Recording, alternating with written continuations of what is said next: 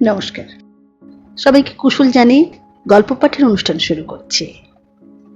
অমর কথাশিল্পী শরৎচন্দ্র চট্টোপাধ্যায়ের বিরাজ বউ আজ দ্বিতীয় পর্ব। উপন্যাসটি আমি ধারাবাহিকভাবে পাঠ করছি, সঙ্গে থাকুন। ভালো লাগলে চ্যানেলটি সাবস্ক্রাইব করুন, লাইক করুন, শেয়ার করুন।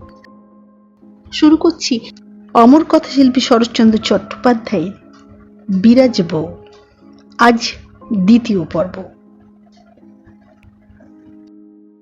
বছর তিনেক পরের কথা বলিতেছি। মাস দুই পূর্বে হরিমতি শ্বশুর ঘর করিতে গিয়াছে। ছোট ভাই পীতাম্বর এক বাটিতে থাকিয়াও পৃথগণ্য হইয়াছে। বাহিরের চণ্ডী মণ্ডপের বারান্দায় সন্ধ্যার ছায়া সুস্পষ্ট হইয়া উঠিতেছিল। সেইখানে নীলাম্বর একটা ছেঁড়া মাদুরের উপর চুপ করিয়া বসিয়াছিল। বিরাজ নিঃশব্দে আসিয়া কাছে দাঁড়াইল। পীতাম্বর চাহিয়া দেখিয়া বলিল, হঠাৎ বাইরে যে? বিরাজ একধারে বসিয়া পড়িয়া বলিল, একটা কথা জিজ্ঞেস করতে এসেছি। নীলাম্বর বলিল, কি?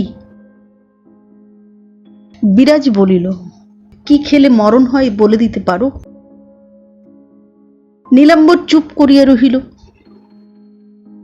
বিরাজ পুনরায় কহিল, হয় বলে দাও, না হয় আমাকে খুলে বলো, কেন এমন রোজ রোজ শুকিয়ে যাচ্ছ?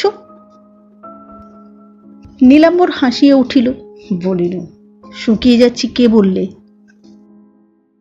বিরাজ চোখ তুলিয়া এক মুহূর্ত স্বামীর মুখের পানে চাহিল, তারপরে বলিল, হ্যাঁ গা, কেউ বলে দেবে তবে আমি জানবো। এ কি সত্যিই তোমার মনের কথা? নীলাম্বর একটুখানি হাসিল, নিজের কথাটা সামলাইয়া লইয়া বলিল, না রে না, তা নয়, তবে তোর নাকি বড় ভুল হয়, তাই জিজ্ঞেস করছি। এ কি আর কেউ বলেছে, না নিজেই ঠিক করেছিস? বিরাজ এ প্রশ্নের উত্তর দেওয়াও প্রয়োজন বিবেচনা করিল না, বলিল, কত বললুম তোমাকে, পুঁটির আমার অমন জায়গায় বিয়ে দিও না, কিছুতেই কথা শুনলে না। নগদ যা ছিল গেল, আমার গায়ের গয়নাগুলো গেল, যদু মোড়লের দরুন ডাঙাটা বাঁধা পড়ল, দুখানা বাগান বিক্রি করলে, তার উপর এই দূষণ অজন্মা। বলো আমাকে, কি করে তুমি জামাইয়ের পড়ার খরচ মাসে মাসে যোগাবে? একটা কিছু হলেই পুঁটিকে খোঁটা সইতে হবে যে। সে আমার অভিমানী মেয়ে, কিছুতেই তোমার নিন্দে শুনতে পারবে না। শেষে কি হতে কি হবে ভগবান জানেন। কেন তুমি এমন কাজ করলে? নীলাম্বর মৌন হইয়া রহিল।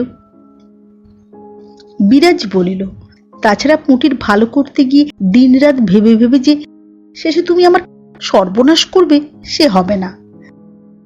তার চেয়ে এক কাজ করো, 2-5 বিঘে জমি বিক্রি করে 100-5 টাকা জোগাড় করে গলায় কাপড় দিয়ে জামাইয়ের বাপকে বলো ঘি, এই নিয়ে আমাদের রেহাই দিন মশাই।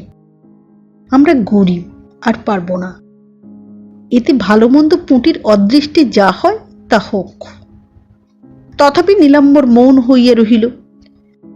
বিরাজ মুখের পানে চাহিয়া থাকে বলিল, পারবে না বলতে? নীলাম্বর একটা দীর্ঘ নিঃশ্বাস ফেলিয়া বলিল, পারি, কিন্তু সবই যদি বিক্রি করে ফেলি বিরাজ, আমাদের হবে কি? বিরাজ বলিল, হবে আবার কি? বিষয় বাধা দিয়ে মহাজনের সুদ আর মুখনাড়া সহ্য করাচ্ছে এর ঢের ভালো। আমার একটা ছেলে ফেলে নেই যে তার জন্যে ভাবনা। আমরা দুটো প্রাণী, যেমন করে হোক চলে যাবেই। নিতান্ত না চলে তুমি বষ্টম ঠাকুর তো আছোই, আমি না হয় বষ্টমী হয়ে পড়ব, দুজন বৃন্দাবন করে বেড়াবো। নীলাম্বর একটুখানি হাসিয়া বলিল, তুই কি করবি? মন্দিরে বাজাবি? বাজাবো। নেহাত না পারি, তোমার ঝুলি বয়ে বেড়াতে তো পারবো। তোমার মুখের কৃষ্ণ নাম শুনে পশু পক্ষী স্থির হয়ে দাঁড়াবে। আমাদের দুটো প্রাণীর খাওয়া চলবে না। চলো ঘরে চলো, অন্ধকারে তোমার মুখ দেখতে পাচ্ছি না। ঘরে আসিয়া বিরাজ স্বামীর মুখের পানে প্রদীপ তুলিয়া আনিয়া ক্ষণকাল নিঃশব্দে চাহিয়া থাকিয়া হাসি গোপন করিয়া বলিল, না, সাহস হয় না। এমন বষ্টুমটিকে আর 5 জন বষ্টুমির সামনে প্রাণ ধরে বার করতে পারবো না। তার চেয়ে এখানে শুকিয়ে মরি, সে ভালো। নীলাম্বর হাসিয়া উঠিল, বলিল, ওরে, সেখানে শুধু বষ্টুমিই থাকে না, বষ্টুমও থাকে। বিরাজ বলিল, তা থাক, 1 জন 2 জন কেন, হাজার হাজার লক্ষ লক্ষ থাক। বলিয়া প্রদীপটা যথাস্থানে রাখিয়া দিয়ে ফিরিয়া আসিয়া পায়ের কাছে বসিয়া পড়িয়া গম্ভীর হইয়া বলিল, আচ্ছা শুনি, সংসারে সতী অসতী 2ই আছে। অসতী মেয়ে মানুষ কখনো চোখে দেখিনি। আমার বড় দেখতে স্বাদ হয়। তারা কি রকম? ঠিক আমাদের মতো না আর কোনো রকম? তারা কি করে, কি ভাবে, কি খায়, কেমন করে শুয়ে ঘুমায়, এসব আমার দেখতে খুব ইচ্ছে করে। আচ্ছা, তুমি দেখেছো? নীলাম্বর বলিল, দেখেছি। দেখেছো? আচ্ছা, এই আমি যেমন করে বসে কথা কইছি, তারা কি এমনি করে বসে যাত্রার সঙ্গে কথা কয়? নীলাম্বর হাসিয়ে বলিল, তা বলতে পারিনি, আমি ততটা দেখিনি। বিরাজ ক্ষণকাল নির্নিমেষ চক্ষে স্বামীর মুখপানে চাহিয়া রহিল। হঠাৎ কি ভাবিয়া সর্বাঙ্গে কাঁটা দিয়ে তাহার সর্বশরীর বারংবার শিহরিয়া উঠিল। নীলাম্বর দেখিতে পাইয়া বলিল, ও কি রে? বিরাজ বলিল, উফ, তারা, দুর্গা দুর্গা, সন্ধেবেলা কি কথা উঠে পড়ল। কই, সন্ধে করলে না? নীলাম্বর বলিল, এই উঠি। হ্যাঁ, যাও, হাত পা ধুয়ে এসো, আমি এই ঘরেই আসন পেতে ঠাঁই করে দিচ্ছি। দিন 5-6 পরে রাত্রি 10টার সময় নীলাম্বর বিছানায় শুইয়া শুইয়া চোখ বুজিয়া গুড়গুড়ির নল মুখে দিয়ে ধূমপান করিতেছিল। বিরাজ সমস্ত কাজকর্ম সারিয়া শুইবার পূর্বে মেঝেই বসিয়া নিজের জন্য খুব বড় করিয়া একটা পান সাজিতে সাজিতে হঠাৎ বলিয়া উঠিল, আচ্ছা, শাস্ত্রর কথা কি সমস্ত সত্যি? নীলাম্বর নলটা একপাশে রাখিয়া স্ত্রীর মুখের দিকে মুখ ফিরাইয়া বলিল, শাস্ত্রের কথা সত্যি নয় কি মিথ্যে? বিরাজ বলিল, না, মিথ্যে বলছি নে, কিন্তু সেকালের মতো একালেও কি সব ফলে? নীলাম্বর মুহূর্তকাল চিন্তা করিয়া বলিল, আমি পণ্ডিত নই বিরাজ, সব কথা জানিনি, কিন্তু আমার মনে হয় যা সত্যি তা সেকালেও সত্যি, একালেও সত্যি। বিরাজ বলিল, আচ্ছা মনে করো সাবিত্রী সত্যবানের কথা, মরা স্বামীকে সে যমের হাত থেকে ফিরিয়ে এনেছিল, এ কি সত্যি হতে পারে? নীলাম্বর বলিল, কেন পারে না? যিনি তার মতো সতী তিনি নিশ্চয়ই পারেন। তাহলে আমিও তো পারি। নীলাম্বর হাসিয়া উঠিল, বলিল, তুই কি তার মতো সতী নাকি? তারা হলেন দেবতা। বিরাজ পানের বাটাটা একপাশে সরাইয়া রাখিয়া বলিল, হলেই বা দেবতা, সতীত্বে আমি বা তার চেয়ে কম কিসে? আমার মতো সতী সংসারে আরও থাকতে পারে, কিন্তু মনে জ্ঞানে আমার থেকে বড় সতী আর কেউ আছে এ কথা মানি নে। আমি কারো চেয়ে 1 তিল কম নই, তার তিনি সাবিত্রী হন আর যেই হন। নীলাম্বর জবাব দিল না, তাহার মুখের পানে নিঃশব্দে চাহিয়া রহিল। বিরাজ প্রদীপ সুমুখে আনিয়া পান সাজিতেছিল। তাহার মুখের উপরে সমস্ত আলোটাই পড়িয়াছিল। সেই আলোকে নীলাম্বর স্পষ্ট দেখিতে পাইল কি একরকম আশ্চর্য দ্যুতি বিরাজের 2 চোখের ভিতর হইতে ঠিকরিয়া পড়িতেছে। নীলাম্বর কতকটা ভয়ে ভয়ে বলিয়া ফেলিল, তাহলে তুমিও পারবে বোধ হয়। বিরাজ উঠিয়া আসিয়া হেঁট হইয়া স্বামীর 2 পায়ে মাথা ঠেকাইয়া পায়ের কাছে বসিয়া পড়িয়া বলিল, এই আশীর্বাদ করো, যদি জ্ঞান হওয়া পর্যন্ত এই দুটি পা ছাড়া সংসারে আর কিছু না জেনে থাকি? যদি যথার্থ সতী হই তবে যেন অসমে তার মতোই তোমাকে ফিরিয়ে আনতে পারি। তারপরে এই পায়েই মাথা রেখে যেন মরি, যেন এই সিঁদুর এই নোয়া নিয়েই চিতাই শুতে পাই। নীলাম্বর ব্যস্ত হইয়া উঠিয়া বসিয়া বলিল, কি হয়েছে রে বিরাজ? কি হয়েছে তোর আজ? বিরাজের দুই চোখে জল টলটল করিতেছিল, তৎসত্ত্বেও তাহার ওষ্ঠা ধরে অতি মৃদু অতি মধুর হাসি ফুটিয়া উঠিল। বলিল, আরেকদিন শুনো, আজ নয়। আজ শুধু আশীর্বাদ করো, মরণকালে যেন এই দুটি পায়ের ধুলো পাই, যেন তোমার কোলে মাথা রেখে তোমার মুখের পানে চেয়ে মরতে পারি। সে আর বলিতে পারিল না, এইবার তাহার স্বর রুদ্ধ হইয়া গেল। নীলাম্বর ভয় পাইয়া তাহাকে জোর করিয়া বুকের কাছে টানিয়া আনিয়া বলিল, কি হয়েছে রে আজ? কেউ কিছু বলেছে কি? বিরাজ স্বামীর বুকে মুখ রাখিয়া নিঃশব্দে কাঁদিতে লাগিল, জবাব দিল না। নীলাম্বর পুনরায় কহিল, কোনোদিন তো তুই এমন করিসনি বিরাজ, কি হয়েছে বল। বিরাজ গোপনে চক্ষু মুছিল, কিন্তু মুখ তুলিল না। মৃদুকণ্ঠে বলিল, আরেকদিন শুনো। নীলাম্বর আর পীড়াপিড়ি করিল না, তেমনি ভাবে বসিয়া থাকিয়া তাহার চুলের মধ্যে ধীরে ধীরে অঙ্গুলি চালনা করিয়া নিঃশব্দে সান্ত্বনা দিতে লাগিল। সে ক্ষমতার অতিরিক্ত খরচপত্র করিয়া ভগিনীর বিবাহ দিয়া কিছু জড়াইয়া পড়িয়াছিল। সংসারে আর পূর্বের সচ্ছলতা ছিল না। উপর চুপুরি 2 সন অজন্মা। গোলায় ধান নাই, পুকুরে জল নাই, মাছ নাই।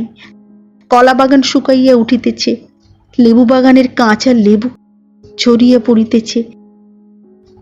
তাহার উপর উত্তমর্ণেরা আসা যাওয়া শুরু করিয়াছিল, এবং পুটির শ্বশুরও ছেলের পড়ানোর খরচের জন্য মিঠে কড়া চিঠি পাঠাইতেছিলেন।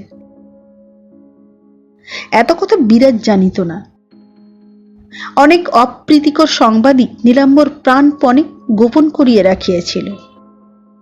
এখন সে উদ্বিগ্ন হইয়া ভাবিতে লাগিল, বুঝি এই সমস্ত কথাই কেহ বিরাজকে শুনাইয়া গিয়াছে।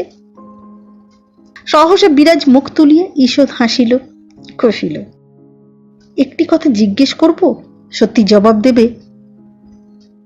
নীলাম্বর মনে মনে অধিকতর শঙ্কিত হইয়া বলিল, কি কথা? বিরাজের সমস্ত সৌন্দর্যের বড় সৌন্দর্য ছিল তার মুখের হাসি। সে সেই হাসি আরেকবার হাসিয়া মুখ পানে চাহিয়া বলিল, আচ্ছা, আমি কালো কুচ্ছিত নই তো? নীলাম্বর মাথা নাড়িয়া বলিল, না। যদি কালো কুচ্ছিত হতুম তাহলে আমাকে কি এমন করে ভালোবাসতে? এই অদ্ভুত প্রশ্ন শুনিয়া যদিও সে কিছু বিস্মিত হইল, তথাপি একটা গুরুতর ভার তাহার বুকের উপর হইতে যেন সহসা গড়াইয়া পড়িয়া গেল। সে খুশি হইয়া বলিল, ছেলেবেলা থেকে একটি পরমা সুন্দরীকেই ভালোবেসে এসেছি। কি করে বলবো এখন সে কালো কুচ্ছিত হলে কি করতুম? বিরাজ 2 বাহু দ্বারা স্বামীর কণ্ঠ বেষ্টন করিয়া আরো সন্নিকটে মুখ আনিয়া কহিল, আমি বলবো, তাহলেও তুমি আমাকে এমনিই ভালোবাসতে। তথাপি নীলাম্বর নিঃশব্দে চাহিয়া রহিল। বিরাজ বলিল, তুমি ভাবছ কি করে জানলুম না? এবার নীলাম্বর আস্তে আস্তে বলিল, ঠিক তাই ভাবছি। কি করে জানলে? বিরাজ গলা ছাড়িয়ে দিয়া বুকের একধারে মাথা রাখিয়া শুইয়া পড়িয়া উপর দিকে চাহিয়া চুপি চুপি বলিল, আমার মন বলে দেয়। আমি তোমাকে যত চিনি তুমি নিজেও নিজেকে তত চেনো না। তাই জানি আমাকে তুমি এমনি ভালোই বাসতে। যা অন্যায়, যাতে পাপ হয় এমন কাজ তুমি কখনো করতে পারতে না। স্ত্রীকে ভালো না বাসা অন্যায়। তাই আমি জানি, যদি আমি কানা খোঁড়াও হতুম তবুও তোমার কাছে এমনিই আদর পেতুম। নীলাম্বর জবাব দিল না। বিরাজ এক মুহূর্ত স্থির থাকিয়া সহসা হাত বাড়াইয়া আন্দাজ করিয়া চোখের কোণে আঙুল দিয়া বলিল, জল কেন? জল কেন? নীলাম্বর তাহার হাতটি সযত্নে সরাইয়া দিয়া ভারী গলায় বলিল, জানলে কি করে? বিরাজ বলিল, ভুলে যাও কেন যে আমার 9 বছর বয়সে বিয়ে হয়েছে? ভুলে যাও কেন যে তোমাকে পেয়ে তবে আমাকে পেয়েছি? নিজের গায়ে হাত দিয়েও কি টের পাও না যে আমি ওই সঙ্গে মিশে আছি? নীলাম্বর কথা কহিল না, আবার তাহার নির্মিলিত চোখের 2 কোণ বাহিয়া ফোঁটা ফোঁটা জল ঝরিয়া পড়িতে লাগিল। বিরাজ উঠিয়া বসিয়া আঁচল দিয়া তাহা সযত্নে মুছাইয়া দিয়া গাঢ় স্বরে বলিল, ভেবো না, মা মরণকালে তোমার আমার হাতে পুঁটিকে দিয়ে গিয়েছেন। সেই পুঁটির ভালো হবে বলে যা ভালো বুঝেছ তাই করেছ। স্বর্গে থেকে মা আমাদের আশীর্বাদ করবেন। তুমি শুধু এখন সুস্থ হও, ঋণমুক্ত হও। যদি সর্বস্ব যায় তাও যাক। নীলাম্বর চোখ মুছিতে মুছিতে রুদ্ধস্বরে কহিল, তুই জানিস নে বিরাজ আমি কি করেছি। আমি তোর। বিরাজ বলিতে দিল না, মুখে হাত চাপা দিয়ে বলিয়া উঠিল, সব জানি আমি। আর জানি না জানি ভেবে ভেবে তোমাকে আমি রোগা হতে দিতে যে পারবো না সেটা নিশ্চয় জানি। না, সে হবে না। যার যা পাও না দিয়ে দাও, দিয়ে নিশ্চিন্ত হও। তারপর মাথার উপর ভগবান আছেন, পায়ের নিচে আমি আছি। নীলাম্বর দীর্ঘশ্বাস ফেলিয়া চুপ করিয়া রহিল। আরো 6 মাস অতীত হইয়া গেল। হরিমতির বিবাহের পূর্বেই ছোট ভাই বিষয় সম্পত্তি ভাগ করিয়া লইয়াছিল। নীলাম্বরের নিজের ভাগে যাহা পড়িয়াছিল তাহার কিয়দংশ সেই সময়ে বাধা দিয়ে অর্থ সংগ্রহ করিতে হইয়াছিল। বলা বাহুল্য, পীতাম্বর এক কপর্দক দিয়েও সাহায্য করে নাই। অবশিষ্ট জমিজমা যাহা ছিল তাহাই একটির পর একটি বন্ধক দিয়া নীলাম্বর বিবাহের শর্ত পালন করিয়া ভগ্নিপতির পড়ার খরচ জোগাইতে লাগিল এবং সংসার চালাইতে লাগিল। এইরূপে দিন দিন নিজেকে সে ক্রমাগত শক্ত করিয়া জড়াইয়া ফেলিতে লাগিল। কিন্তু মমতা বশে কোনো মতেই পৈতৃক সম্পত্তি একেবারে বিক্রয় করিয়া ফেলিতে পারিল না। আজ বৈকালে ওপাড়ার ভোলানাথ মুখুজ্জি আসিয়া বাকি সুদের জন্য অনেকটা কথা কড়া করিয়াই বলিয়া গিয়াছিল। আড়ালে দাঁড়াইয়া বিরাজ তাহা সমস্তই শুনিল এবং নীলাম্বর ঘরে আসিতে সে রান্নাঘর হইতে নিঃশব্দে সম্মুখে আসিয়া দাঁড়াইল। তাহার মুখের পানে চাহিয়াই নীলাম্বর মনে মনে প্রমাদ গণিল। ক্ষোভে অপমানে বিরাজের বুকের ভিতরটা হু হু করিয়া জ্বলিতেছিল, কিন্তু সে ভাব সংযত করিয়া হাত দিয়া খাট দেখাইয়া দিয়া প্রশান্ত গম্ভীর কণ্ঠে বলিল, ওইখানে বসো। নীলাম্বর শয্যার উপর বসিতে সে নিচে পায়ের কাছে বসিয়ে পড়িয়া বলিল, হয় আমাকে ঋণমুক্ত করো, না হয় আজ তোমার পা ছুঁয়ে দিব্যি করব। নীলাম্বর বুঝিল সে সমস্ত শুনিয়াছে, তাই অত্যন্ত ভয় পাইয়া তৎক্ষণাৎ ঝুঁকিয়া পড়িয়া তাহার মুখে হাত চাপা দিয়া তাহাকে জোর করিয়া টানিয়ে তুলিয়া পাশে বসাইয়া স্নিগ্ধ কণ্ঠে বলিল, ছি ছি বিরাজ, সামান্যতেই আত্মহারা হোসনে। বিরাজ মুখের উপর হইতে তাহার হাতটা সরাইয়া দিয়া বলিল, এতেও মানুষ আত্মহারা না হয় তো কিসে হয় বলো শুনি। নীলাম্বর কি জবাব দিবে হঠাৎ খুঁজিয়া পাইল না, চুপ করিয়া বসিয়া রহিল। বিরাজ বলিল, চুপ করে রইলে কেন, জবাব দাও। নীলাম্বর মৃদুকণ্ঠে বলিল, জবাব দেবার কিছুই নেই বিরাজ। কিন্তু বিরাজ বাধা দিয়ে বলিয়া উঠিল, না, কিন্তুতে হবে না। আমার বাড়িতে দাঁড়িয়ে লোকে তোমাকে অপমান করে যাবে, কানে শুনে আমি সহ্য করে থাকবো এ ভরসা মনে ঠাঁই দিও না। হয় তার উপায় করো, না হয় আমি আত্মঘাতী হব। নীলাম্বর ভয়ে ভয়ে কহিল, একদিনে কি উপায় করব বিরাজ? বেশ, 2 দিন পরে কি উপায় করবে তাই আমাকে বুঝিয়ে বল। নীলাম্বর পুনরায় মৌন হইয়া রহিল। বিরাজ বলিল, একটা অসম্ভব আশা করে নিজেকে ভুল বুঝিও না, আমার সর্বনাশ করো না। যত দিন যাবে ততই বেশি জড়িয়ে পড়বে। দোহাই তোমার, আমি ভিক্ষে চাইছি, তোমার দুটি পায়ে ধরছি, এই বেলা যা হয় একটা পথ করো। বলিতে বলিতে তাহার অশ্রুভারে কণ্ঠ রুদ্ধ হইয়া আসিল। ভুলু মুখুজ্জের কথাগুলো তাহার বুকের ভিতরে শুল হানিতে লাগিল। নীলাম্বর হাত দিয়া তাহার চোখ মুছাইয়া দিয়া ধীরে ধীরে বলিল, অধীর হলে কি হয় বিরাজ? একটা বছর যদি 16 আনা ফসল পাই, 12 আনা বিষয় উদ্ধার করে নিতে পারবো, কিন্তু বিক্রি করে ফেললে আর তো হবে না সেটা। ভেবে দেখ। বিরাজ আদ্রস্বরে বলিল, আসছে বছরই যে 16 আনা ফসল পাবে, তারই বা ঠিকানা কি? তার উপর সুদ আছে, লোকের গঞ্জনা আছে। আমি সব দুঃখ সইতে পারি, কিন্তু তোমার অপমান তো সইতে পারি না। নীলাম্বর নিজে তাহা বেশ জানিত, তাই কথা কহিতে পারিল না। বিরাজ পুনরায় কহিল, শুধু এই কি আমার সমস্ত দুঃখ? দিবারাত্রি ভেবে ভেবে তুমি আমার চোখের সামনে শুকিয়ে উঠছ, এমন সোনার মূর্তি কালি হয়ে যাচ্ছে। আচ্ছা, আমার গা ছুঁয়ে তুমিই বলো, এও সহ্য করবার ক্ষমতা কি আমার আছে? আর কতদিন যোগিনের পড়ার খরচ জোগাতে হবে?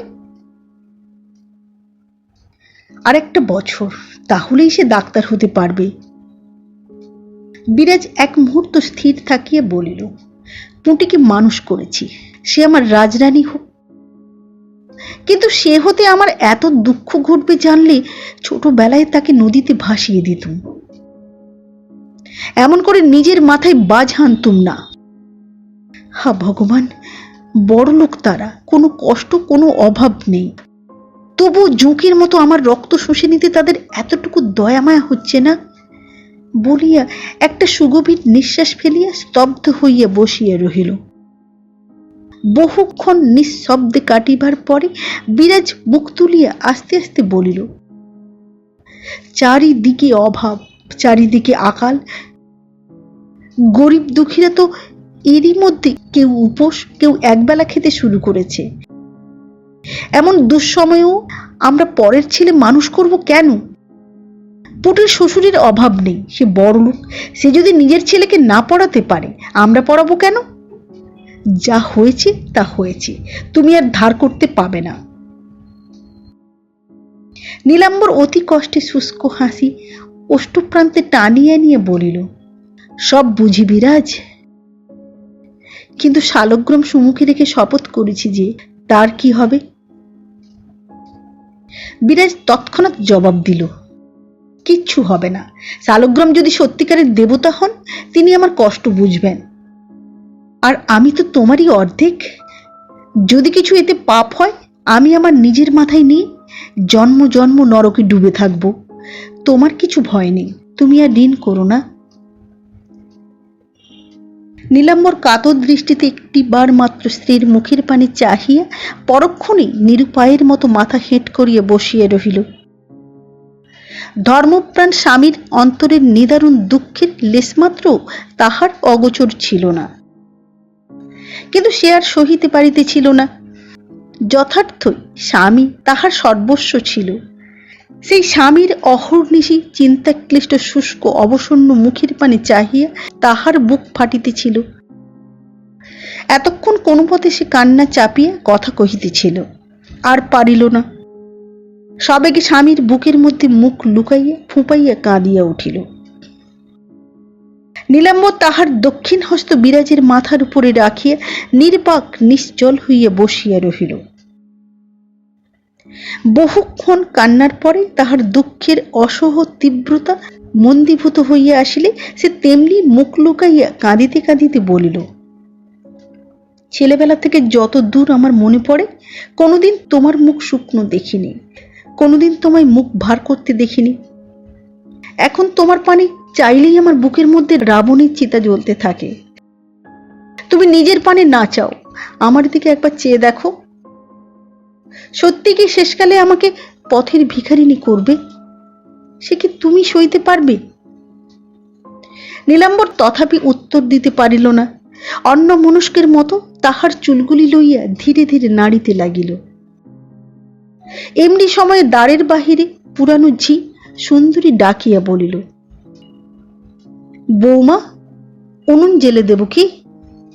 বিরাজ ধর্মর করিয়া উঠিয়া বসিয়া আঁচলে চোখ মুছিয়া বাহিরে আসিয়া দাঁড়াইল। সুন্দরী পুনরায় কহিল, উনুন জেলে দেব? বিরাজ অস্পষ্ট স্বরে বলিল, দে, তোদের জন্য রাঁধতে হবে, আমি আর কিছু খাবো না। ঝি বড় গলায় নীলাম্বরকে শোনাইয়া বলিল, তুমি কি মা, রাত্রিরে খাওয়া একদম ছেড়ে দিলে? না খেয়ে খেয়ে যে একেবারে আধখানি হয়ে গেলে।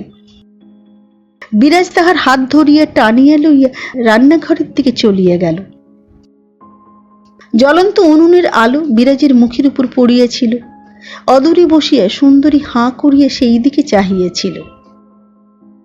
হঠাৎ বলিল, সত্যি কথা মা, তোমার মতো রূপ আমি মানুষের কখনো দেখিনি। এত রূপ রাজারাজড়ার ঘরেও নেই।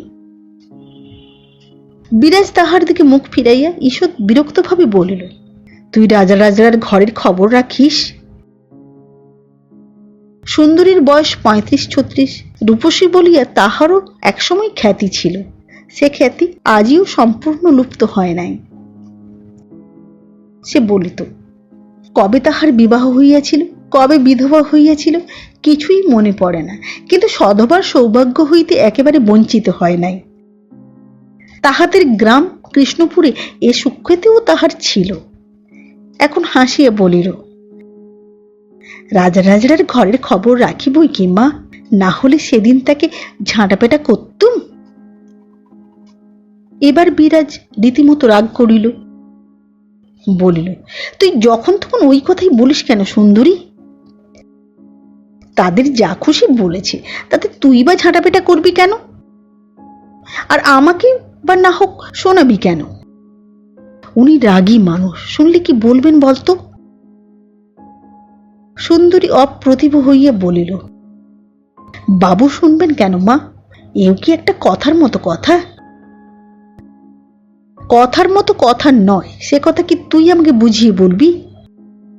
তাছাড়া যা হয়ে বয়ে চুকে গেছে, শেষ হয়ে গেছে, সে কথা তোলবার দরকার বা কি? সুন্দরী খপ করিয়া বলিল, কোথায় চুকে বুকে শেষ হয়েছে মা? কালো যে আমাকে ডাকিয়ে নিয়ে গিয়ে। বিরাজ রাগিয়া উঠিল, বলিল, তুই গেলি কেন? তুই আমার কাছে চাকরি করবি, আর যে ডাকবে তার কাছে ছুটে যাবি? তুই নিজে না বললি সেদিন তারা সব কলকাতায় চলে গেছেন? সুন্দরী বলিল, সত্যি কথাই বলেছিলুম মা, মাস 2 তারা চলে গিয়েছিলেন, আবার দেখছি সব এসেছেন। আর যাবার কথা যদি বললে মা, পিয়াদা ডাকতে এলে না বলি কি করে? তারা এ মুলুকের জমিদার, আমরা দুঃখী প্রজা, হুকুম অমান্য করি কি ভরসায়? বিরাজ ক্ষণকাল চাহিয়া থাকিয়া কহিল, তারা এ মুলুকের জমিদার নাকি? সুন্দরী সহাস্যে বলিল, হ্যাঁ মা, এ মহলটা তারাই কিনেছেন, বাবু তাবু খাটিয়ে আছেন। তা সত্যি মা, রাজপুত্র তো রাজপুত্র, কিবা মুখ চোখের। বিরাজ রাগিয়া উঠিল, বলিল, থাম থাম, চুপ কর, ওসব কথা তোকে জিজ্ঞেস করিনি। কি তোকে বললে তাই বল। সুন্দরী এবার মনে মনে বিরক্ত হইল, কিন্তু সে ভাব গোপন করিয়া ক্ষুব্ধ স্বরে বলিল, কি কথা আর হবে মা, কেবল তোমারই কথা। বিরাজ হুঁ বলিয়া চুপ করিয়া রহিল। এইবার কথাটা বুঝাইয়া বলি, বছর 2 পূর্বে এই মহলটা কলিকাতার এক জমিদারের হস্তগত হয়। তাহার ছোট ছেলে রাজেন্দ্র কুমার অতিশয় অসৎ চরিত্র এবং দুর্দান্ত। পিতা তাহাকে কাজকর্মে কতকটা শিক্ষিত ও সংযত করিতে এবং বিশেষ করিয়া কলিকাতা হইতে বহিষ্কৃত করিবার অভিপ্রায়ে কাছাকাছি কোনো একটা মহলে প্রেরণ করিতে চাহেন। গত বৎসর সে এইখানে আসে। রীতিমতো কাছারি বাটি না থাকায় সে সপ্তগ্রামের পরপারে গ্র্যান্ড ট্যাঙ্ক রোডের ধারে একটা আমবাগানে তাঁবু ফেলিয়া বাস করিতেছিল। আসিয়া অবধি একটি দিনের জন্য সে কাজকর্ম শিখিবার ধার দিয়া চলে না। পাখি শিকার করিতে ভালোবাসিত। হুইস্কির ফ্লাক্স পিঠে বাঁধিয়ে বন্দুক ও 4-5টা কুকুর লইয়া সমস্ত দিন নদীর ধারে বনে বনে পাখি মারিয়া বেড়াইত। এই অবস্থায় মাস 6 পূর্বে একদিন সন্ধ্যার প্রাক্কালে গোধূলির স্বর্ণাভামণ্ডিত সিক্ত বসনা বিরাজের উপর তাহার চক্ষু পড়ে। বিরাজের এই ঘাটটি চারিদিকের বড় বড় গাছে আবৃত থাকায় কোনো দিক হইতে দেখা যাইত না। বিরাজ নিঃশঙ্ক চিত্তে গা ধুইয়া পূর্ণ কলস তুলিয়া লইয়া উপর দিকে চক্ষু তুলিতেই এই অপরিচিত লোকটির সহিত চোখাচোখি হইয়া গেল। রাজেন্দ্র পাখির সন্ধান করিতে করিতে এদিকে আসিয়াছিল।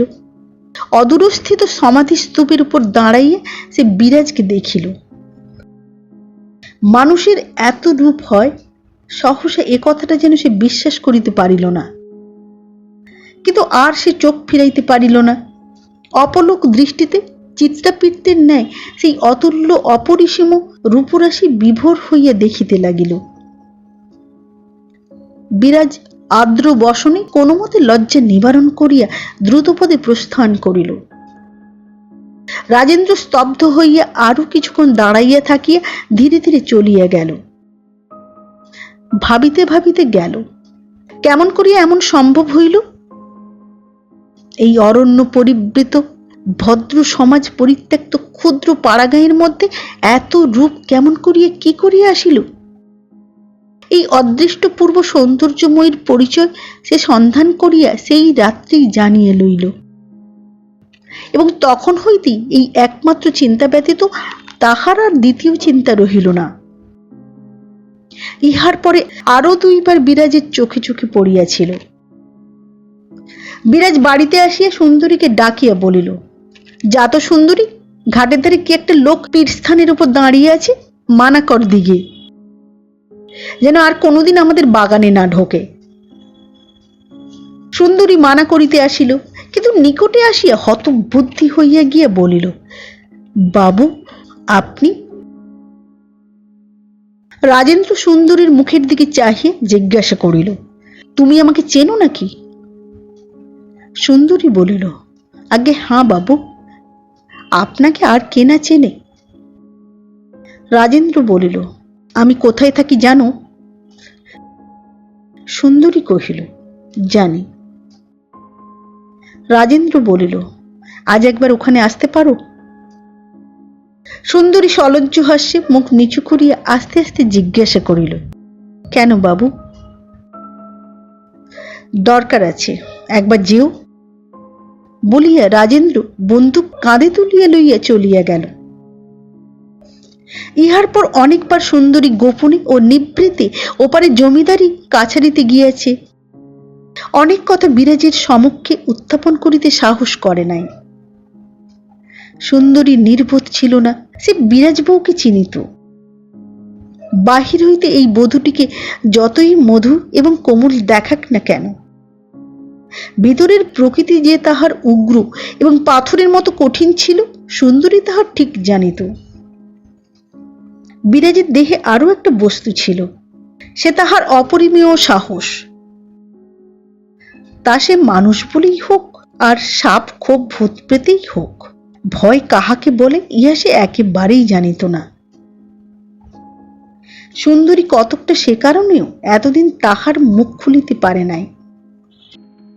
বিরাজ উনুনের কাষ্ঠটা ঠেলিয়ে দিয়ে ফিরিয়ে চাহিয়া বলিল, আচ্ছা সুন্দরী, তুই তো অনেকবার সেখানে গিয়েছিস, এসেছিস, অনেক কথাও কয়েছিস, কিন্তু আমাকে তো একটি কথাও বলিসনি। সুন্দরী প্রথমটা কিছু হতবুদ্ধি হইয়া গেল, কিন্তু পরক্ষণেই সামলাইয়া লইয়া কহিল, কে তোমাকে বললে মা আমি অনেক কথা কয়ে এসেছি? বিরাজ বলিল, কেউ বলেনি, আমি নিজেই জানি। আমার কপালের পেছনে আরো 2টো চোখ আছে, কান আছে, জানিস। বলি, কাল ক টাকা বকশিস নিয়ে এলি? 10 টাকা? সুন্দরী বিস্ময়ে অবাক হইয়া গেল। তাহার মুখের উপরে একটা পাণ্ডুর ছায়া পড়িল। উনুনের অস্পষ্ট আলোকেও বিরাজ তাহা দেখিল, এবং সে যে কথা খুঁজিয়া পাইতেছে না তাহাও বুঝিল। ঈষৎ হাসিয়া বলিল, সুন্দরী, তোর বুকের পাটা এত বড় হবে না যে তুই আমার কাছে মুখ খুলবি। কিন্তু কেন মিছে আনাগোনা করে টাকা খেয়ে শেষে বড়লোকের কোপে পড়বি? কাল থেকে এ বাড়িতে আর ঢুকিস নে। তোর হাতের জল পায়ে ঢালতেও আমার ঘেন্না করে। এতদিন তোর সব কথা জানতুম না, দুদিন আগে তাও শুনেছি। কিন্তু যা, আঁচলে যে 10 টাকার নোট বাঁধা আছে ফিরিয়ে দিগে। দি দুঃখী মানুষ, ধান্দা করে খাগে। নিজে বয়সকালে যা করেছিস সে তো আর ফিরবে না, কিন্তু আর 5 জনের সর্বনাশ করতে যাস নে। সুন্দরী কি একটা বলিতে চাহিল, কিন্তু তাহার জীব মুখের মধ্যে আড়ষ্ট হইয়া রহিল। বিরাজ তাহাও দেখিল, দেখিয়া বলিল, মিথ্যে কথা বলে আর কি হবে? এসব কথা আমি আর কাউকে বলবো না। তোর আঁচলে বাঁধা নোট কোথা থেকে এলো সে কথা আমি আগে বুঝিনি, কিন্তু এখন সব বুঝতে পারছি। যা, আজ থেকে তোকে আমি জবাব দিলুম, কাল আর আমার বাড়ি ঢুকিস নে। এ কি কথা? নিদারুণ বিস্ময়ে সুন্দরী বাকশূন্য হইয়া বসিয়া রহিল। এ বাটিতে তাহার কাজ গেল, এমন অসম্ভব কথা সে মনের মধ্যে ঠিক মতো গ্রহণ করিতেও পারিল না। সে যে অনেক দিনের দাসী, সে বিরাজের বিবাহ দিয়াছে, হরিমতিকে মানুষ করিয়াছে, গৃহিণীর সহিত তীর্থ দর্শন করিয়া আসিয়াছে, সেও যে এ বাটির একজন। আজ তাহাকেই বিরাজবউ বাটিতে প্রবেশ করিতে নিষেধ করিল। ক্ষোভ এবং অভিমান তাহার কণ্ঠ পর্যন্ত ঠেলিয়া উঠিল। এক মুহূর্তে বড় রকমের জবাবদিহি, কত রকমের কথা তাহার জিহাগ্রে পর্যন্ত ছুটিয়া আসিল, কিন্তু মুখ দিয়ে শব্দ করিতে পারিল না। বিহ্বলের মতো চাহিয়া রহিল। বিরাজ মনে মনে সমস্ত বুঝিল, কিন্তু সেও কথা কহিল না। মুখ ফিরাইয়া দেখিল হাঁড়ির জল কমিয়া গিয়েছে। অদূরে একটা পিতলের কলসিতে জল ছিল, ঘটি লইয়া তাহার কাছে আসিল।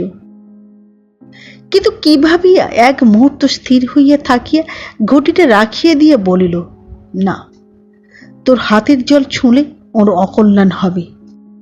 তুই ওই হাত দিয়ে টাকা নিয়েছিস। সুন্দরী এর তিরস্কারেও উত্তর দিতে পারিল না। বিরাজ আর একটা প্রদীপ জ্বালিয়া কলসিটা তুলিয়া লইয়া এই রাত্রি সূচিভেদ্য অন্ধকার আমবাগানের ভিতর দিয়া একা নদীতে জল আনিতে চলিয়া গেল। বিরাজ চলিয়া গেল। সুন্দরীর একবার মনে হইল সেও পিছনে যায়, কিন্তু সেই অন্ধকারে সংকীর্ণ বনপথ, চারিদিকের প্রাচীর, সপ্তগ্রামের জানা অজানা সমাধিস্তূপ, ওই পুরাতন বটবৃক্ষ, সমস্ত দৃশ্যটা তাহার মনের মধ্যে উদিত হইবা মাত্র তাহার সর্বদেহ কণ্টকিত হইয়া চুল পর্যন্ত শিহরিয়া উঠিল। সে অস্ফুট স্বরে মাগো বলিয়া স্তব্ধ হইয়া বসিয়া রহিল। দিন 2 পরে নীলাম্বর বলিল, সুন্দরীকে দেখছি না কেন বিরাজ? বিরাজ বলিল, আমি তাকে ছাড়িয়ে দিয়েছি। নীলাম্বর পরিহাস মনে করিয়া বলিল, বেশ করেছ, বলো না কি হয়েছে তার? বিরাজ বলিল, কি আবার হবে? আমি সত্যিই তাকে ছাড়িয়ে দিয়েছি। নীলাম্বর তথাপি কথাটা বিশ্বাস করিতে পারিল না। অতিশয় বিস্মিত হইয়া মুখ পানে চাহিয়া বলিল, তাকে ছাড়িয়ে দেবে কি করে? আর সে যত দোষী করুক, কতদিনের পুরনো লোক তা জানো। কি করেছিল সে? বিরাজ বলিল, ভালো বুঝেছি তাই ছাড়িয়ে দিয়েছি। নীলাম্বর বিরক্ত হইল, বলিল, কিসে ভালো বুঝলে তাই জিজ্ঞেস করছি। বিরাজ স্বামীর মনের ভাব বুঝিল, ক্ষণকাল নিঃশব্দে মুখ পানে চাহিয়া থাকিয়া বলিল, আমি ভালো বুঝেছি, ছাড়িয়ে দিয়েছি। তুমি ভালো বোঝো, ফিরিয়ে আনোগে বলিয়া উত্তরের জন্য অপেক্ষা না করিয়া রান্নাঘরে চলিয়া গেল। নীলাম্বর বুঝিল বিরাজ রাগিয়াছে, আর কোনো কথা কহিল না। সে ঘণ্টাখানেক পরে ফিরিয়া আসিয়া রান্নাঘরের দরজার বাহিরে দাঁড়াইয়া ধীরে ধীরে বলিল, কিন্তু ছাড়িয়ে যে দিলে, কাজ করবে কে? এবার বিরাজ মুখ ফিরাইয়া হাসিল। তাহার পরে বলিল, তুমি। নীলাম্বর হাসিয়া বলিল, তবে আমি এঁটো বাসনগুলো মেজে ধুয়ে আনি। বিরাজ হাতের খুন্তিটা ঝনাত করিয়া ফেলিয়া দিয়ে হাত ধুইয়া কাছে আসিয়া পায়ের ধুলা মাথায় লইয়া বলিল, যাও তুমি এখান থেকে। একটা তামাশা করবার জো নেই? তা হলেই এমন কথা বলে বসবে যে কানে শুনলে পাপ হয়। নীলাম্বর অপ্রতিভ হইয়া বলিল, এও কানে শুনলে পাপ হয়? তোর পাপ যে কিসে হয় না তা তো বুঝিনে বিরাজ। বিরাজ বলিল, তুমি সব বোঝো, না বুঝলে এত কাজ থাকতে এঁটো বাসনের কথা তুলতে না। যাও, আর বেলা করো না, স্নান করে এসো, আমার রান্না হয়ে গেছে। নীলাম্বর চৌকাঠের উপর বসিয়ে পড়িয়া বলিল, সত্যি কথা বিরাজ, সংসারের কাজকর্ম করবে কে? করবে কে? বিরাজ চোখ তুলিয়া বলিল, কাজ আবার কোথায়? পুঁটি নেই, ঠাকুরপোড়া নেই, আমিই তো কাজের অভাবে সারাদিন বসে কাটাই। বেশ তো, কাজ যখন আটকাবে তখন তোমাকে জানাবো। নীলাম্বর বলিল, না বিরাজ, সে হবে না। দাসী চাকরের কাজ আমি তোমায় করতে দিতে পারবো না। সুন্দরী কোনো দোষ করেনি, শুধু খরচ বাঁচাবার জন্য তুমি তাকে সরিয়েছ। বলো সত্যি কিনা? বিরাজ বলিল, না, সত্যি নয়, সে যথার্থই দোষ করেছে। নীলাম্বর কহিল, কি দোষ? তা আমি বলবো না। যাও, আর বসে থেকো না, স্নান করে এসো। বলিয়া বিরাজ দরজা দিয়ে বাহির হইয়া গেল। খানিক পরে ফিরিয়া আসিয়া নীলাম্বরকে এই বসিয়া থাকিতে দেখিয়া বলিল, কই গেলে না, এখনো বসে আছো যে? নীলাম্বর মৃদুস্বরে বলিল, যাই। কিন্তু বিরাজ, এ তো আমি সইতে পারবো না।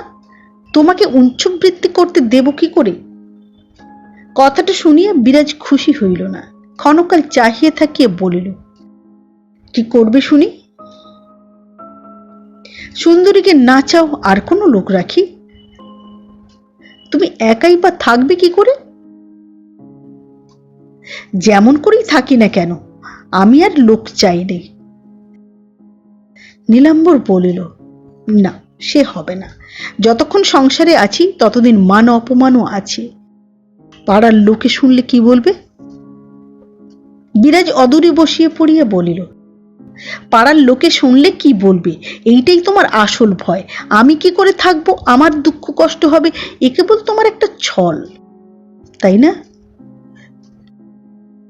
নীলাম্বর ক্ষুব্ধ বিস্ময়ে চোখ তুলিয়া বলিল, ছল? বিরাজ বলিল, হ্যাঁ, ছল। আজকাল আমি সব দেখেছি। আমার মুখের দিকে যদি চাইতে, আমার দুঃখ ভাবতে, আমার একটা কথাও যদি শুনতে, তাহলে আজ আমার এ অবস্থা হতো না। নীলাম্বর বলিল, তোমার একটা কথাও শুনিনি?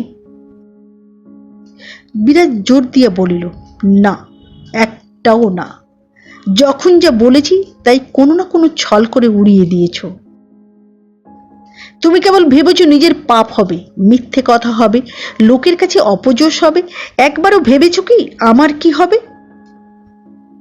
নীলাম্বর বলিল, আমার পাপ কি তোমার পাপ নয়? আমার অপযশে কি তোমার অপযশ হবে না? এবার বিরাজ রীতিমতো ক্রুদ্ধ হইল, তীক্ষ্ণভাবে বলিল, দেখো, ওসব ছেলে ভুলানো কথা, ওতে ভুলবার বয়স আমার আর নেই। ক্ষণকাল চুপ করিয়া থাকিয়া বলিয়া উঠিল, কেবল তুমি নিজের কথা ভাবো, আর কিছু ভাবো না। অনেক দুঃখে আজ আমাকে একথা মুখ দিয়ে বার করতে হলো। আজ নিজের ঘরে আমাকে দাসীবৃত্তি করতে দিতে তোমার লজ্জা হচ্ছে, কিন্তু কাল যদি তোমার একটা কিছু হয়, পরশু যে আমাকে পরের ঘরে গিয়ে দুটো ভাতের জন্য দাসীবৃত্তি করে বেড়াতে হবে। তবে একটা কথা এই যে, সে তোমাকে চোখে দেখতেও হবে না, কানে শুনতেও হবে না, কাজে কাজেই, তাতে তোমার লজ্জা তো হবে না, ভাবনা চিন্তা করবার দরকার নেই, এই না? নীলাম্বর সহসা এ অভিযোগের উত্তর দিতে পারিল না। মাটির দিকে খানিকক্ষণ চুপ করিয়া চাহিয়া থাকে, চোখ তুলিয়া মৃদুকণ্ঠে বলিল, এ কখনো তোমার মনের কথা নয়। দুঃখ কষ্ট হয়েছে বলেই রাগ করে বলছো। তোমার কষ্ট আমি যে স্বর্গে বসেও সইতে পারবো না বিরাজ, এ তুমি ঠিক জানো। বিরাজ বলিল, তাই আগে জানতুম বটে, কিন্তু কষ্ট যে কি তা কষ্টে না পড়লে যেমন ঠিক বোঝা যায় না, পুরুষ মানুষের মায়া দয়াও তেমনি সময় না হলে টের পাওয়া যায় না। কিন্তু তোমার সঙ্গে এই দুপুরবেলায় আমি রাগারাগি করতে চাইনি। যা বলছি তাই করো, যাও নিয়ে এসো। নীলাম্বর যাচ্ছি বলিয়াও চুপ করিয়া বসিয়া রহিল। বিরাজ পুনরায় কহিল, আজ 2 বছর হতে চলল পুঁটির আমার বিয়ে হয়েছে। তার আগে থেকে আজ পর্যন্ত সব কথা সেদিন আমি মনে মনে ভেবে দেখলাম, আমার একটি কথাও তুমি শোনোনি। যখন যা কিছু বলেছি সমস্তই একটা একটা করে কাটিয়ে দিয়ে নিজের ইচ্ছায় কাজ করে গেছো। লোকে বাড়ির দাসী চাকরেরও একটা কথা রাখে, কিন্তু তুমি তাও আমার রাখোনি। নীলাম্বর কি একটা বলিবার উপক্রম করিতেই বিরাজ বাধা দিয়ে বলিয়া উঠিল, না না, তোমার সঙ্গে তর্ক করব না। কত বড় ঘেন্নাই যে ইষ্ট দেবতার নাম করে দিব্যি করেছি, তোমাকে আর একটি কথাও বলতে যাব না। সে কথা তুমিও শুনতে পেতে না, আজ যদি না কথায় কথায় উঠে পড়তো। এখন হয়তো তোমার মনে পড়বে না, কিন্তু ছেলেবেলায় একদিন আমি মাথার ব্যথায় ঘুমিয়ে পড়ি। তোমাকে দৌড় খুলে দিতে দেরি হয়েছিল বলে মারতে উঠেছিলে। আমার অসুখের কথা বিশ্বাস করনি। সেই দিন থেকে দিব্যি করেছিল অসুখের কথা আর জানাবো না। আজ পর্যন্ত সে দিব্যি ভাঙিনি। নীলাম্বর মুখ তুলিতেই দুজনের চোখাচোখি হইয়া গেল। সে সহসা উঠিয়া আসিয়া বিরাজের হাত দুটি ধরিয়া ফেলিয়া উদ্বিগ্ন স্বরে বলিয়া উঠিল, সে হবে না বিরাজ, কখনো না। তোমার দেহ ভালো নেই।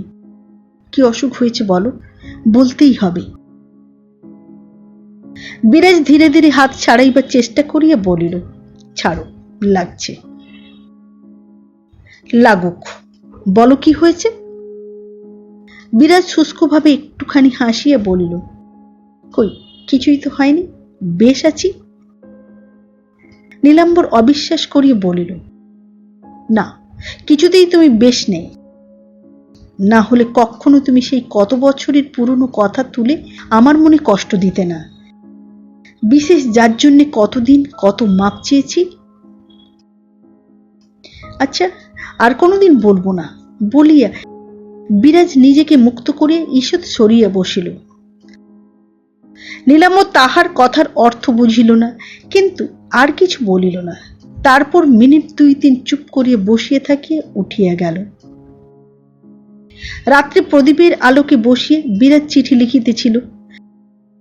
নীলাম্বর খাটের উপর শুইয়া নিঃশব্দে তাহাই দেখিতেছিল।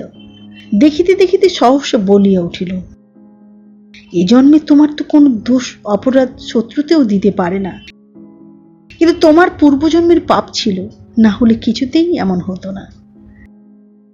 বিরাজ মুখ তুলিয়া জিজ্ঞাসা করিল, কি হতো না?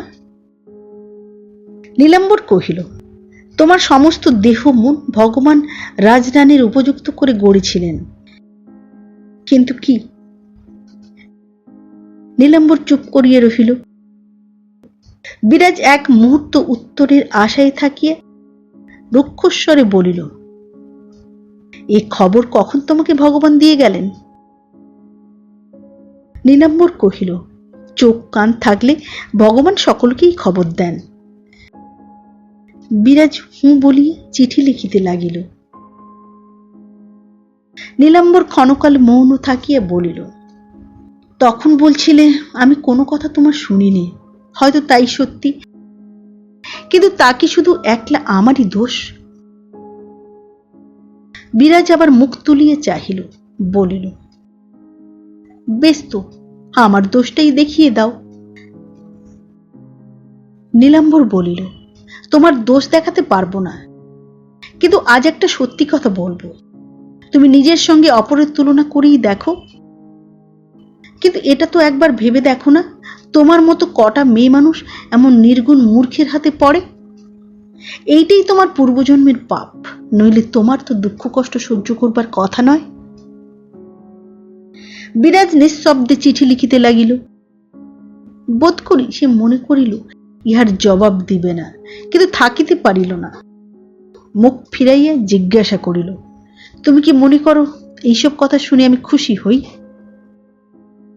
নীলাম্বর ঘাড় নাড়িয়ে বলিল, কিসব কথা? বিরাজ বলিল, এই যে রাজরানী হতে পারতুম, শুধু তোমার হাতে পড়েই এমন হয়েছি, এইসব মনে করো। এসব শুনলে আমার আহ্লাদ হয় না যে বলে তার মুখ দেখতে ইচ্ছে করে? নীলাম্বর দেখিল বিরাজ অত্যন্ত রাগিয়া গিয়েছে। ব্যাপারটা এইরূপ হইয়া দাঁড়াইবে সে আশা করে নাই। তাই মনে মনে সংকুচিত এবং কুণ্ঠিত হইয়া পড়িল। কিন্তু কি বলিয়া প্রসন্ন করিবে সহসা তাহাও ভাবিয়া পাইল না। বিরাজ বলিল, রূপ রূপ রূপ। শুনে শুনে কান আমার ভোঁতা হয়ে গেল। আর যারা বলে তাদের না হয় এইটাই সব থেকে বেশি চোখে পড়ে, কিন্তু তুমি স্বামী, এতটুকু বয়স থেকে তোমাকে ধরে এত বড় হয়েছি, তুমি কি এর বেশি আমার আর কিছু দেখো না? এইটাই কি আমার সবচেয়ে বড় বস্তু? তুমি কি বলে এই কথা মুখে আনো? আমি কি রূপের ব্যবসা করি, না এই দিয়ে তোমাকে ভুলিয়ে রাখতে চাই? নীলাম্বর অত্যন্ত ভয় পাইয়া থতমত খাইয়া বলিতে গেল, না না। বিরাজ কথার মাঝেই বলিয়া উঠিল, ঠিক তাই। সেই জন্যই একদিন জিজ্ঞেস করেছিল আমি কালো কুচ্ছিত হলে ভালোবাসতে কিনা, মনে পড়ে? নীলাম্বর ঘাড় নাড়িয়ে বলিল, পড়ে। কিন্তু তুমিই তো তখন বলেছিলে। বিরাজ বলিল, হ্যাঁ বলেছিল। আমি কালো কুচ্ছিত হলেও ভালোবাসতে, কেননা আমাকে বিয়ে করেছ। গেরস্থের মেয়ে, গেরস্থের বউ, আমাকে এসব কথা শোনাতে তোমার লজ্জা করে না? এর পূর্বেও আমাকে তুমি এ কথা বলেছ। বলিতে বলিতে তাহার ক্রোধে অভিমানে চোখে জল আসিয়া পড়িল এবং সে জল প্রদীপের আলোকে চকচক করিয়া উঠিল। নীলাম্বর দেখিতে পাইয়া তাড়াতাড়ি উঠিয়া আসিয়া তাহার হাত ধরিল। বিরাজ নিজেই একদিন বলিয়া গিয়েছিল, তিনি হাত ধরিলে আর তাহার রাগ থাকে না। নীলাম্বর সেই কথা হঠাৎ স্মরণ করিয়া উঠিয়া আসিয়া তাহার ডান হাতখানি নিজের দুই হাতের মধ্যে লইয়া পার্শ্বে উপবেশন করিয়া চুপ করিয়া রহিল। বিরাজ বাঁ হাত দিয়ে নিজের চোখের জল মুছিয়া ফেলিল। সেই রাত্রি বহুক্ষণ পর্যন্ত উভয় নিঃশব্দে জাগিয়াছিল। এক সময় নীলাম্বর সহসা স্ত্রীর দিকে মুখ ফিরাইয়া মৃদুকণ্ঠে বলিল, আজ কেন অত রাগ বিরাজ? বিরাজ জবাব দিল, কেন তুমি ওসব কথা বললে? নীলাম্বর বলিল, আমি তো মন্দ কথা বলিনি। বিরাজ অসহ্য হইয়া উঠিল, অধীর ভাবে বলিল, তবু বলবে মন্দ কথা নয়? খুব মন্দ কথা, অত্যন্ত মন্দ কথা। এই জন্যই সুন্দরীকে। সে আর বলিল না, চুপ করিয়া গেল। নীলাম্বর ক্ষণকাল মৌন থাকিয়া বলিল, শুধু এই দোষে তাকে তাড়িয়ে দিলে? বিরাজ বলিয়া চুপ করিল। নীলাম্বর আর প্রশ্ন করিল না। তখন বিরাজ নিজেই বলিল, দেখো, জেরা করো না। আমি কচি খুকি নই, ভালো মন্দ বুঝি। তাড়াবার মতো দোষ করেছে বলেই তাড়িয়েছি। কেন, কি বৃত্তান্ত, এত কথা তুমি পুরুষ মানুষ, নাইবা শুনলে? না, আর অত শুনতে চাইনি বলিয়া নীলাম্বর একটা নিঃশ্বাস ফেলিয়া ধীরে ধীরে পাশ ফিরিয়া শুইল। পৃথগণ্য হইবার 2-4 দিন পরেই ছোট ভাই পীতাম্বর বাটির মাঝখানে দরমা ও ছেঁচা বাঁশের বেড়া দিয়া নিজের অংশ আলাদা করিয়া লইয়াছিল। দক্ষিণ দিকে দরজা ফুটাইয়া এবং তাহারই সম্মুখে একটি ছোট বৈঠকখানা ঘর করিয়া সে সর্বরকমে নিজের বাড়িটিকে বেশ মানানসই ঝরঝরে করিয়া লইয়া মহা আরামে জীবনযাপন করিতেছিল। কোনোদিনই প্রায় সে দাদার সহিত বড় একটা কথাবার্তা বলিত না। এখন সমস্ত একেবারে ছিন্ন হইয়া গিয়াছিল। এদিকে বিরাজকে প্রায় সমস্ত দিন একলাটি কাটাইতে হইত। সুন্দরী যাওয়ার পর হইতে শুধু যে সমস্ত কাজকর্ম তাহাকেই করিতে হইত তাহা নহে, যেসব কাজ পূর্বে দাসীতে করিত সেইগুলো লোকলজ্জা বশত লোকচক্ষুর অন্তরালেই তাকে সমাধা করিয়া লইবার জন্য অনেক রাত্রি পর্যন্ত জাগিয়া থাকিতে হইত। এমনি একদিন কাজ করিতেছিল, অকস্মাৎ ও বাড়ি হইতে বেড়ার ফাঁক দিয়া অতি মৃদুকণ্ঠে ডাক আসিল, দিদি দিদি। রাত অনেক হইয়াছিল। বিরাজ চমকে মুখ তুলিল। তেমন মৃদুস্বরে আবার কহিল, দিদি, আমি মোহিনী। বিরাজ আশ্চর্য হইয়া বলিল, কে, ছোট বউ, এত রাত্রিরে? হ্যাঁ দিদি, আমি। একবারটি কাছে এসো। বিরাজ বেড়ার কাছে আসিতেই ছোট বউ চুপি চুপি বলিল, দিদি, বটঠাকুর ঘুমিয়েছেন? বিরাজ বলিল, হ্যাঁ। মোহিনী বলিল, দিদি, একটা কথা আছে, কিন্তু বলতে পারছি না, বলিয়া চুপ করিল। বিরাজ তাহার কণ্ঠেশ্বরে বুঝিল ছোট বউ কাঁদিতেছে। চিন্তিত হইয়া প্রশ্ন করিল, কি হয়েছে ছোট বউ? কিন্তু বলতে পারছি না দিদি। ছোট বউ তৎক্ষণাৎ জবাব দিতে পারিল না। বোধ করি সে আঁচল দিয়ে চোখ মুছিল এবং নিজেকে সংবরণ করিতে লাগিল। বিরাজ উদ্বিগ্ন হইয়া বলিল, কি ছোট বউ? এবার সে ভাঙা ভাঙা গলায় বলিল, বটঠাকুরের নামে নালিশ হয়েছে। কাল সমন না কি বার হবে। কি হবে দিদি? বিরাজ ভয় পাইল, কিন্তু সে ভাব গোপন করিয়া বলিল, সমন বার হবে? তার আর ভয় কি ছোট বউ? ভয় নেই দিদি। বিরাজ বলিল, ভয় আর কি, কিন্তু নালিশ করলে কে? ছোট বউ বলিল, ভুলু মুখুজ্জে। বিরাজ ক্ষণকাল স্তম্ভিত হইয়া থাকিয়া বলিল, থাক, আর বলতে হবে না। বুঝেছি, মুখুজ্জে মশাই ওর কাছে টাকা পাবেন, তাই বোধ করি নালিশ করেছেন। কিন্তু তাতে ভয়ের কথা কিছু নেই ছোট বউ। তারপর উভয়ই মৌন হইয়া রহিল। খানিক পরে ছোট বউ কহিল, দিদি, কোনোদিন তোমার সঙ্গে আমি বেশি কথা কইনি, কথা কইবার যোগ্যও আমি নই। আজ ছোট বোনের একটি কথা রাখবে দিদি? তাহার কণ্ঠস্বরে বিরাজ আর্দ্র হইয়া গিয়েছিল, এখন অধিকতর আর্দ্র হইয়া বলিল, কেন রাখবো না বোন? তবে একবারটি হাত পাতো। বিরাজ হাত পাতিতেই একটি ক্ষুদ্র কোমল হাত বেড়ার ফাঁক দিয়ে বাহির হইয়া তাহার হাতের উপর এক ছড়া সোনার হার রাখিয়া দিল। বিরাজ আশ্চর্য হইয়া বলিল, কেন ছোট বউ? ছোট বউ কণ্ঠস্বর আরো নত করিয়া বলিল, এইটি বিক্রি করে হোক, বাঁধা দিয়ে হোক, ওর টাকা শোধ করে দাও দিদি।